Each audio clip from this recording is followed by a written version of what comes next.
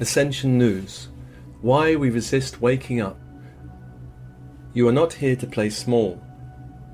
You are not here to work in some dull, dead-end job. You are not here to endure unhappy relationships or feel helpless or stuck. You are here to wake up to the fullness of your own light, your true brilliance, and your inner untapped potential. This intention was set well before you entered this lifetime. You plan to become a servant within this grand scheme of awakening.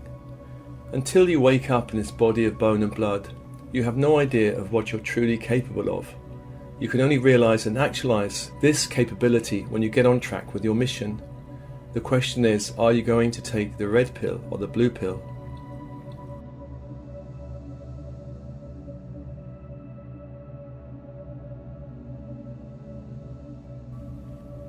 A cosmic perspective on resistance. It felt like a good idea at the time.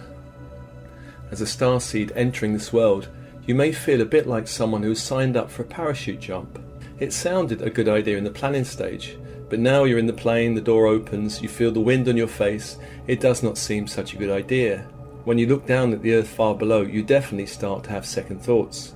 Welcome to planet Earth. You jump and notice that gorgeous thing called gravity, embracing you with open arms.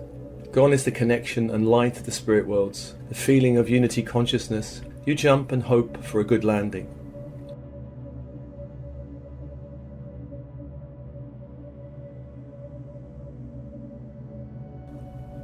Falling asleep in this 3D world. When you arrive on planet Earth, you forget your mission. You have some vague idea that you're here to do something, but that's as far as it goes usually. Please note, you're not on a mission to suffer. You are not here to understand the world. You are here to create a new one.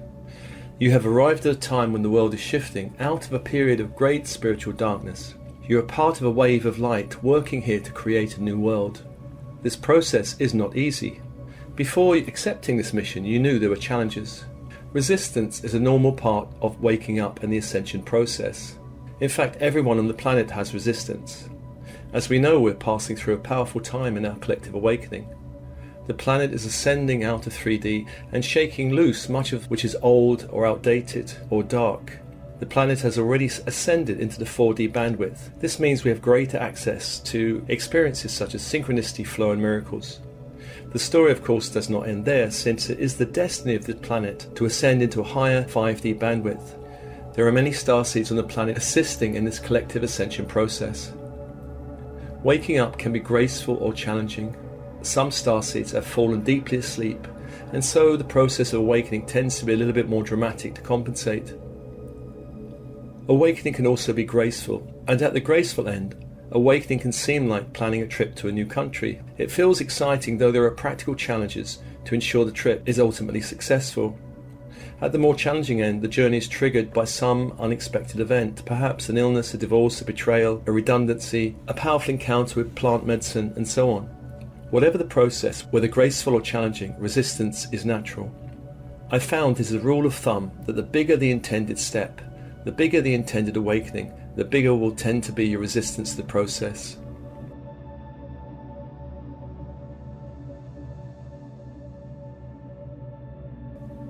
Your mission, should you choose to accept it. Starseeds are here with a mission to help anchor a higher frequency of light, love and possibility on the planet. This alone is a huge mission, but there is more. Many come with very specific missions, such as to work with energy, light, or to heal the earth, or work with the various kingdoms of the earth, or to specifically break certain 3D systems. And there are starseeds such as Julian Assange and groups such as Anonymous that are doing this. Some others come with missions to help other starseeds awaken, or perhaps even parent starseeds, and help them on their path. Many starseeds are sensitive and intuitive, and are drawn to work as channels, healers and spiritual teachers. However, starseeds are not immune to resistance, and if anything, they have their own particular brand or flavour of resistance. Starseeds, like everyone else, learn to live within a tight comfort zone. The guardians of this zone are things like apathy, doubt, fear, hurt, and other forms of resistance. Starseeds in this tight zone forget their multidimensional nature, and have a sense of being disconnected from their own light and from source energy. The energy grids around and within the Earth are shifting.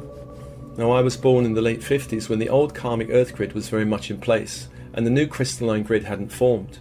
I grew up connected to this old earth energy, and when I came to the spiritual path was taught grounding. But most of the spiritual teachers I met did not really know that a new earth grid was forming. In sessions I find that most starseeds as clients are still far too much connected to the old earth grid. It's a simple matter to teach our energy fields to align with the new grid and dissolve the old. When this happens, starseeds feel increasingly at home on this new ascending timeline.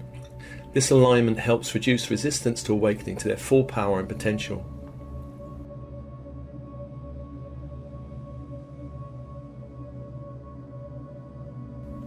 Starseeds are here to end an ancient darkness. This planet is now a sacred planet, an ascending planet. For thousands of years, this planet was a low-frequency dark planet where dark forces had been in control, manipulating the masses.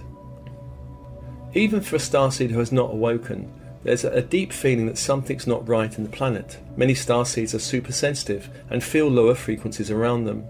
Many have been subjected to psychic attack on the astral planes. Many have a deep desire to escape this dimension. There can be a fear in waking up and shining the light too brightly.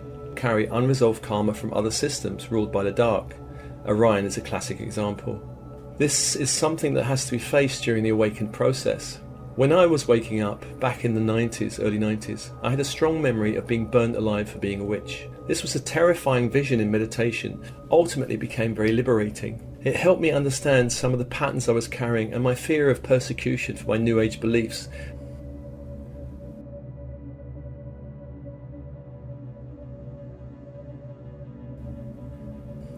The unique challenges for starseeds. As mentioned, starseeds are super sensitive, and learning energetic boundaries is important. Also learning how to release other people's energy. Internal resistance can be amplified when other people's energy is absorbed in the physical, etheric, emotional, mental bodies. This increases our innate resistance. So if someone is naturally doubtful, this can be amplified by taking the doubt of others.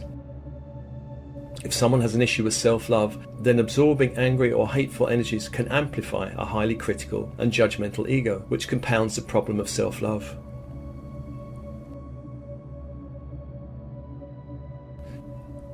A more earthly perspective on resistance. From personal experience, I know resistance is normal. Resistance tends to feel painful at some level. It can manifest as physical, emotional, or mental dis-ease. Stress and tension are signs of internal conflict, signs of resistance. We want to do one thing but feel obliged to do something else. I'm certain that much illness and disease across the planet would be reduced if we found ways to deal with our inner resistance. Starseeds are just as prone to the very earthly reasons for resisting their path as any earthseed, someone who's been locked in this reincarnational cycle of the earth for a long time. Starseeds, of course, are incredible. They come with a unique energy field, a unique form of consciousness, a unique intelligence. They have unique skills and expertise gathered from many lifetimes in many dimensions of experience. However, starseeds are not superhuman. They come through the birth canal into a body of bone and blood. They enter into families, whether joyful, functional or not. They have relationships, and many enter the world of work. All this exposes us to the kind of earthly resistance patterns, some of which are old and some very new.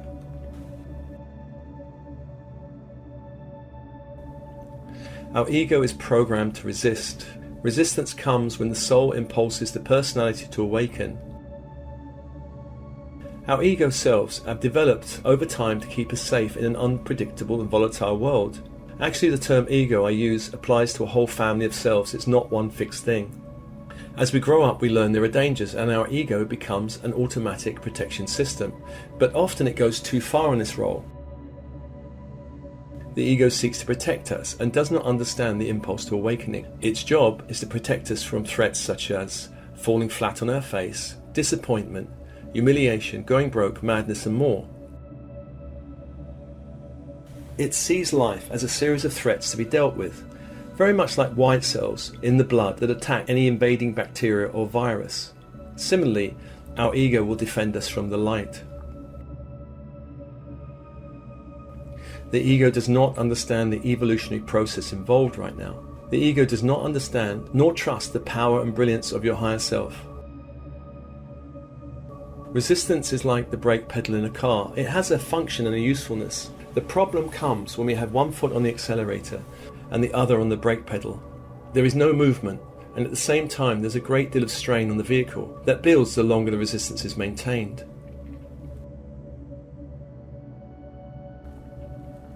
Resistance comes in many forms. Busyness is perhaps the most common form of resistance we have in our modern world. There's always so much to do, a constant demand on our time and energy. Work is not now contained within the 9 to 5. At some level we keep this going to avoid the elephant in the room, so to speak. Apathy is another common form of resistance, the feeling of being unmotivated.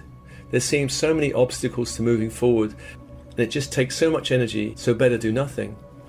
Confusion is another resistance. We live in an age of information overload, too much information leading to too many possibilities, and some people feel they need to research endlessly before taking a step forward. This is of course resistance. Powerless is another powerful resistance. Perhaps we feel embedded in a system of control. We feel we have no say in how those systems operate. We seek to change but do not feel we have the power to make change happen. This sometimes can lead to fantasy, which is an escape from reality. Addiction to computer games is a big form of resistance these days. Drama and conflict are other very common forms of resistance. Please remember that the world is our mirror. Life is constantly giving us feedback. What seems to be coming from the outside is actually reflecting something on the inside. In my life, conflict has been one of the forms of resistance that has shown up in those moments where I could choose a higher way. Conflict is usually painful, but it's familiar, which is why we choose it over our soul's destiny. Self-sabotage is another form of resistance, tripping ourselves up in different ways, sometimes literally doing so and creating accidents. Again, the program goes, better the devil you know. We often resist the unfamiliar, even if the familiar does not feel that great. Resistance is a form of control, and with control there's usually a lack of trust. A lack of trust in spirit or high intelligence or even our own capability to make the journey. The head seeks to control the heart. The head has a useful function, but it's not in charge of our awakening. If we try and run our lives from logic, planning, then we will shy away from the awakening process. Overthinking and over-rationalization are classic forms of resistance. The heart is the true director of our awakening, since the heart is more in touch with our higher nature. When the head is in charge, there is control, and with control comes uncertainty, doubt and fear. Do not use your family as an excuse. I know this can be challenging, since when I got the call to awaken in the early 90s, I was married with 2 young children. The choice to leave broke my heart. My ex-wife was strongly against my spiritual interests, and at a certain point it was clear I had to choose between the two. I of course chose the spiritual journey, and this evoked great feelings of guilt which felt very painful for quite a time. I learnt to breathe through the waves of guilt that lasted for some 18 months or so. Now I am much further along the journey. I'm very glad I chose the path. I have a very good relationship with my son and daughter, and also with my 2 granddaughters. Taking the journey has helped develop much resources within me and awaken so many layers of light that I can now offer so much to others, including my children and grandchildren. I am now a fierce advocate of the light, a fierce advocate of my children and grandchildren. I encourage my granddaughters to trust themselves and the higher intelligence in the universe. Now I can only do this because I chose the journey. If I had refused the journey, what on earth could I offer them? I'd probably be just another adult around them, telling them to stay safe and not do anything too weird like follow your heart or your heartfelt dreams.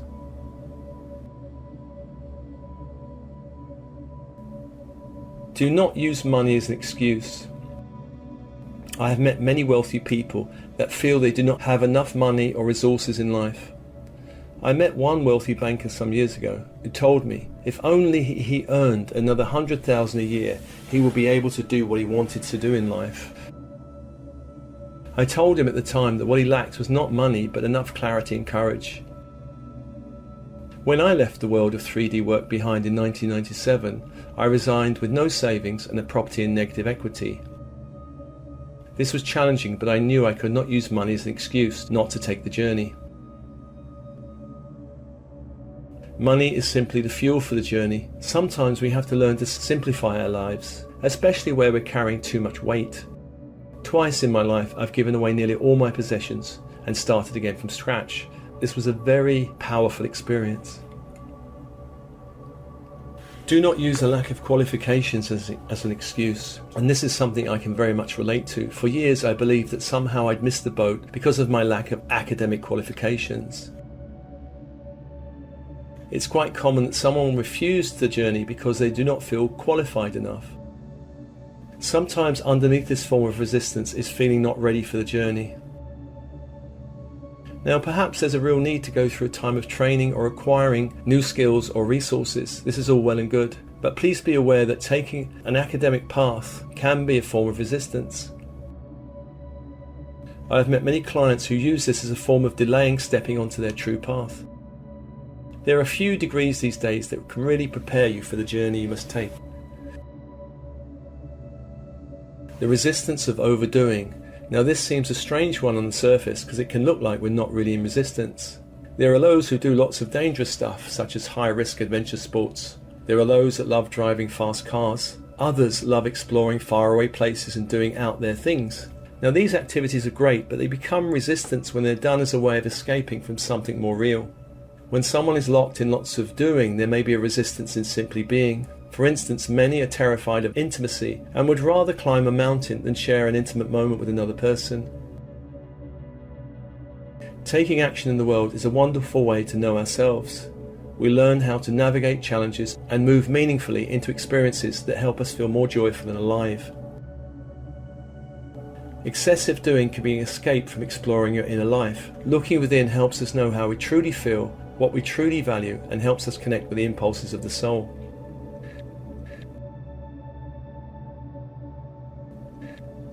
The resistance of overbeing. Equally, meditation and other explorations of being can also be a form of resistance. It's all about balance. There are times in my life where I felt the call to meditate for hours on end. This was a powerful time where I explored many layers of my being and inner worlds. But there was a time where I knew I had to engage more meaningfully with the outside world. There was time to get a job and earn money.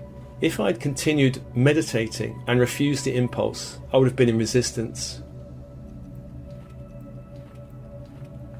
Focusing on the dream of another can be resistance. This is not always the case, and there are many great projects initiated by others that offer us new possibilities, new experiences, new skills, new connections. We may join a project for a time, but then resist moving on and doing something more in alignment with our own soul calling. Resistance comes when it feels easier to put time and energy into a project rather than working on your own dreams. Now, I worked for many years in a not-for-profit organisation which did amazing work. I was totally inspired by the organisation even before I went to work there. Many of the skills in internet marketing, copywriting and audio editing I learnt there. I loved this organisation and many of the people became dear friends for life. On the other hand, at a certain point I felt I'd stopped growing. The message I was hearing from many different authors, spiritual authors, I'd heard many times before in so many different ways. Something was calling me, I didn't know what it was. Deep down I knew it was time to leave, and on reflection I should have left perhaps a few years earlier. There were signs I chose to ignore, so please be mindful if you're resisting your own work by helping to build the dream of another, no matter how worthy.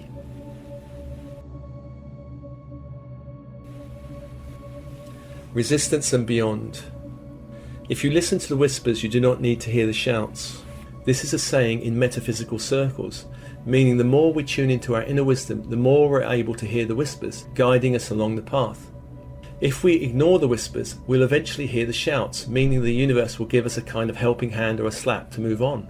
This helping hand, and certainly the slap, may feel unwelcome, but at a deeper level our soul has initiated the change.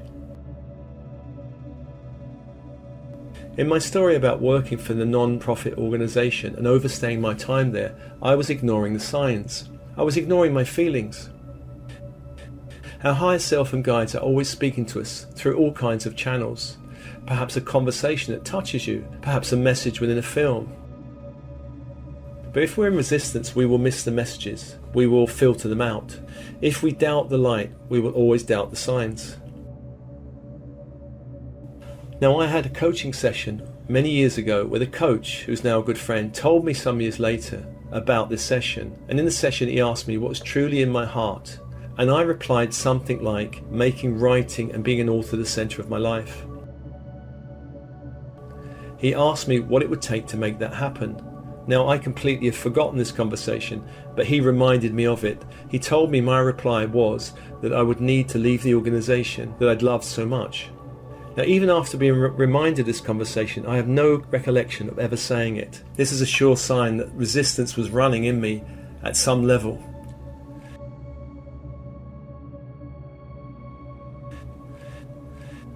There are different methods to deal with resistance. The Dalai Lama once said, "Know your enemy, for your enemy is a good teacher." When we turn and face our resistance and learn to handle it, we're in a sense growing up. We're upgrading our ego selves. There are many ways to do this, and I have my own method within the Soul Matrix healing system, and this system is one amongst many.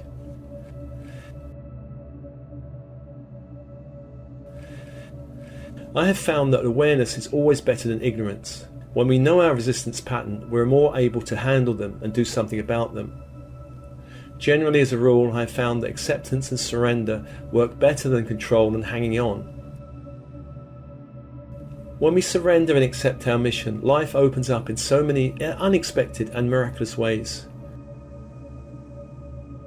There is a brilliant motto: feel the fear and do it anyway. We are usually most afraid of where we need to go, most afraid of the step we need to take. Now, there is a distinction between resistance and intuition, and this was a lesson I learned in my late 30s. I was dating someone and felt that we should just be friends. When I told her, she said, "How do you know that's not your fear speaking?" And at the time I couldn't answer, so I went away and really examined this. How did I know the difference? Well, after a few weeks, I managed to work it out. The good news of this story is that we remained very good friends.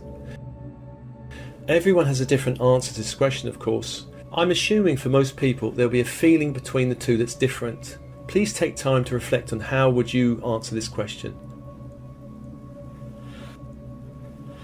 Examine and update your limiting stories. It's natural for us to attempt to make sense of the world. We try to see patterns in our reality. We do this from a very young age. If we touch an open flame as a child, we learn that that dancing orange thing that looks so fascinating should not be touched. There are many other patterns that we learn. These patterns form our assumptions and belief about the world. These assumptions and beliefs form our stories about ourselves and the nature of reality. Every story we hold is limiting in some way. Stories can include ideas like life never works out, I do not have what it takes, I will never be successful, money flows through my hands like water, the system is always against me, corporations are evil, the world is unsafe, I will never find love, and so on. Now, with awareness comes change. Often these stories contain a great deal of emotion and lots of evidence that tell us that these stories are somehow true. Stories do not reflect the truth of reality, nor of ourselves. To reverse limiting stories, start with awareness and then look for evidence in your reality for the opposite. So, for example, if you believe that the world is a place of suffering, start actively noticing the joy around you. At first this might be difficult because you've got a filter over joy coming in through all of your senses. But with perseverance you'll start to notice people actually smile, people actually laugh, some actually know how to have fun. If you look deeply into the world, you'll see that your limited stories are all made up, and this realization is very liberating.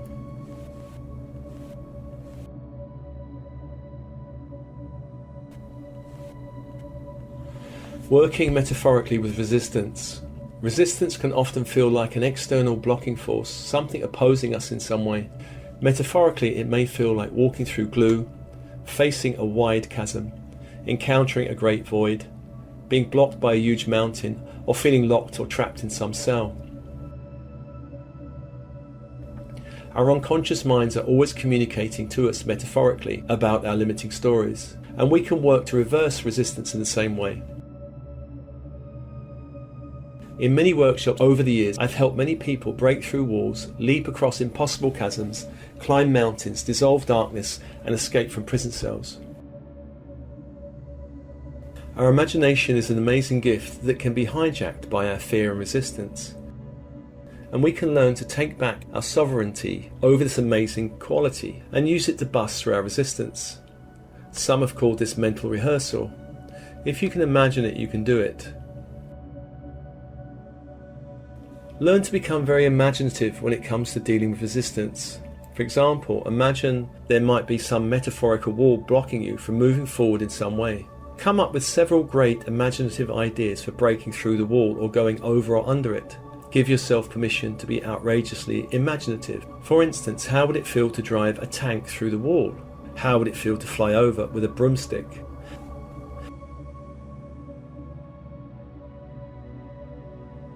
Pushing creates resistance. Pushing is a sign of not being in the flow of life. Acceptance and surrender help us soften and re-enter the flow. We do not allow synchronicity and miracles to occur when we are pushing. If we're pushing, others may feel they're being pushed out of the way. Pushing is a 3D quality. It does not allow for a win-win situation. If you're pushing to get somewhere or attain something, it might not actually be in your highest interest to get there or obtain that desired thing or experience. Trust that the universe will bring you your highest good. Avoid pushing, because this is a sign that you do not trust anything meaningful will happen unless you push to make it happen. Remember, you create your reality, and a belief that nothing will happen unless we make it happen creates its own results.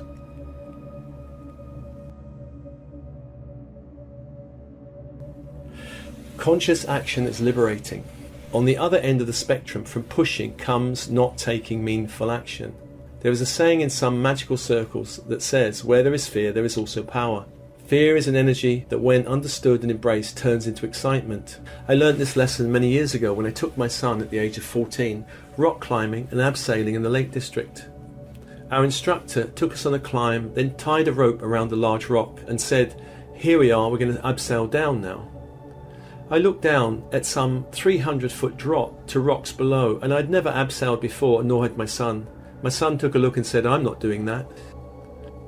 Needless to say, we both did it, and we both felt it was one of the most invigorating experiences of our lives. As many who engage in such activities know, there is a thin line between fear and exhilaration. Often we can generate resistance by thinking too much. We may think about starting a business but never take the step to make it happen.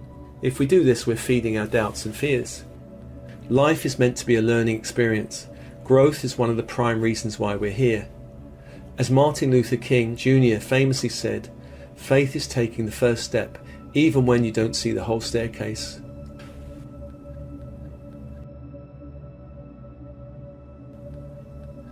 We are multi-dimensional beings, and there's much that's being released in this lifetime. So when resistance comes up, simply notice it and breathe. Embrace your resistance rather than berating yourself. Own your fear and all forms of resistance so that it does not own you. Trust your inner wisdom and the higher intelligence at work in your life to show you the next step. Quit over-planning and start dreaming. Embrace courage. Many people do courageous things while feeling afraid. It's important to trust you have the strength and resources to find your way. Once you accept the journey, do not expect challenges to end. They will not. Do not expect resistance to end. There will be times where you feel alone, unsure, afraid. This does not have to stop you. Find people who inspire and support you on the journey. It's important to know you're not alone. There are many helping you right now, even if you cannot see or feel them. The journey does not end with the first step. There will always be others. Each choice you make for the light for your journey helps to strengthen the light within you. And remember, you can always ask your higher self and guides for help. Please know you have all the resources within you to complete this mission. You're a map maker, pioneering consciousness, on a grand adventure of creating a new world. Do not fight resistance. Understand it, embrace it. Resistance points the way. Your higher destiny is calling. The bigger the step, the more powerful the journey, the bigger the resistance. Know this, your resistance is temporary. Beyond all of your resistance lies your true gifts, your true brilliance, your true dreams. Many blessings.